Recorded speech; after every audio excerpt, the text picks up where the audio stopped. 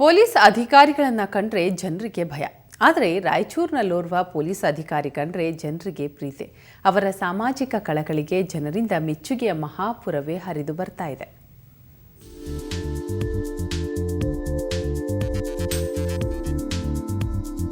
ಇಲ್ಲೋಡಿ, ರಸ್ತೆ ತುಂಬಾ ಗುಂಡಿಗಳೇ. ರಾಯಚೂರಿನ ಅಂಬೇಡ್ಕರ್ ವೃತ್ತದಿಂದ ಸ್ಟೇಷನ್ ವೃತ್ತದವರೆಗೂ ರಸ್ತೆಯ ಉದ್ದಕ್ಕೂ ಗುಂಡಿಗಳು.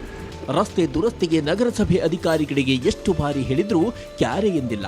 ಇದರಿಂದ ಬೇಸತ್ತ ಪೊಲೀಸ್ ಅಧಿಕಾರಿಯೇ ಗುಂಡಿ ಮುಚ್ಚಿಸೋ ಕೆಲಸಕ್ಕೆ ಮುಂದಾಗಿದ್ದಾರೆ.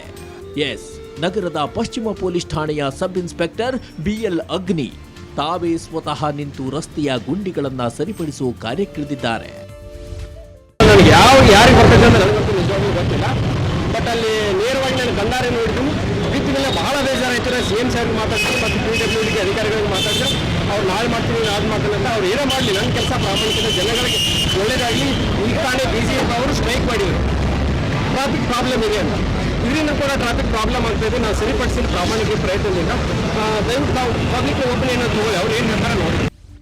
ಹೋಟೆಲ್ಗಳಿಗೆ ಪೈಪ್ಲೈನ್ ಅಳವಡಿಸೋಕೆ ಅಂತ ರಸ್ತೆ ಅಗಿಯೋಕೆ ಪರವಾನಗಿ ಕೊಟ್ಟ ಅಧಿಕಾರಿಗಳು ನಂತರ ಗುಂಡಿ ಮುಚ್ಚಿಸಿದ್ದಾರಾ ಅನ್ನೋ ಬಗ್ಗೆ ವಿಚಾರಿಸಿಲ್ಲ. ಪರಿಣಾಮ ಈ ರೀತಿ ಗುಂಡಿಗಳು ಬಿದ್ದಿವೆ, ಅಪಘಾತಗಳು ಹೆಚ್ಚಾಗ್ತಿವೆ. ಹೀಗಾಗಿ ಪೊಲೀಸ್ ಅಧಿಕಾರಿಯೇ ಜನರ ಪ್ರಾಣ ಉಳಿಸೋ ಕೆಲಸಕ್ಕೆ ಮುಂದಾಗಿದ್ದಾರೆ. ನಗರಸಭೆ ಅಧ್ಯಕ್ಷರಾಗಲಿ, ನಗರಸಭೆ ಕಮಿಷನರ್ ಆಗಲಿ, ಜಿಲ್ಲಾಧಿಕಾರಿಗಳಾಗಲಿ ಇದಕ್ಕೆ ಸ್ಪಂದಿಸೋದಿಲ್ಲ. ಅನಾಹುತಗಳು ಸಾಕಷ್ಟು ಆಗ್ತಾ ಇದೆ. ಆದರೆ ಸಬ್ ಇನ್ಸ್ಪೆಕ್ಟರ್ ಆದಂಥ west police station sub inspector ಆದಂಥ ಅಗ್ನಿಯವರು ಬಂದು ಸ್ವತಃ ಅವರೇ ನಿಂತು ಕೆಲಸ ಮಾಡ್ತಾ ಇದ್ದಾರೆ.